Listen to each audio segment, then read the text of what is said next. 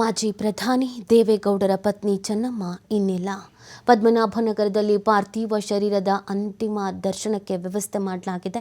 H D. ದೇವೇಗೌಡರ ನಿವಾಸದಲ್ಲಿ ಅಂತಿಮ ದರ್ಶನವನ್ನು ಹಲವು ಗಣ್ಯರು ಪಡ್ಕೊಳ್ತಾ ಇದ್ದಾರೆ. ಅಂತಿಮ ದರ್ಶನವನ್ನು ಪಡೆದುಕೊಂಡಿರುವುದು ಸಚಿವ ಕೆ.ಎಚ್. ಮುನಿಯಪ್ಪನವರು, ಬಸವರಾಜ ಹೊರಟ್ಟಿಯವರು, ಮಾಜಿ ಸಿಎಂ ಡಿ.ವಿ. ಸದಾನಂದಗೌಡರು, ನಟ ದುನಿಯಾ ವಿಜಯ್ ಅಂತಿಮ ನಮನ ಸಲ್ಲಿಕೆ ಮಾಡಿದ್ದಾರೆ. ಕೆಲವೇ ಕ್ಷಣಗಳಲ್ಲಿ ಮೈದಾನಕ್ಕೆ ಪಾರ್ಥಿವ ಶರೀರವನ್ನು ಸ್ಥಳಾಂತರ ಮಾಡಲಾಗುತ್ತೆ. ದೇವೇಗೌಡರ ಮನೆಗೆ ಸಮೀಪವಿರುವಂಥ ಮೈದಾನಕ್ಕೆ ಸ್ಥಳಾಂತರ ಮಾಡಲಾಗುತ್ತೆ.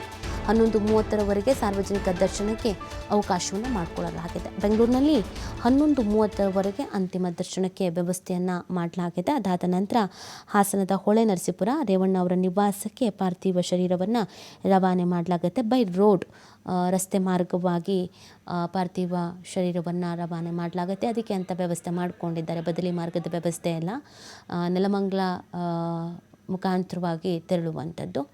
ಇನ್ನು ಈಗ ದೇವೇಗೌಡರ ನಿವಾಸದಲ್ಲಿ ಅಂತಿಮ ದರ್ಶನವನ್ನು ಅನೇಕರು ಪಡ್ಕೊಳ್ತಾ ಇದ್ದಾರೆ, ಗಮನಿಸ್ತಾ ಇದ್ದೀರಾ ನೀವು.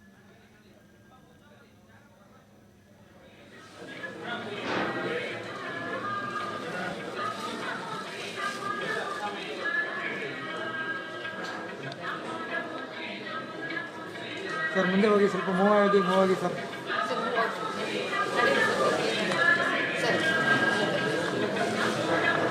ಅಣ್ಣ ಬನ್ನಿ.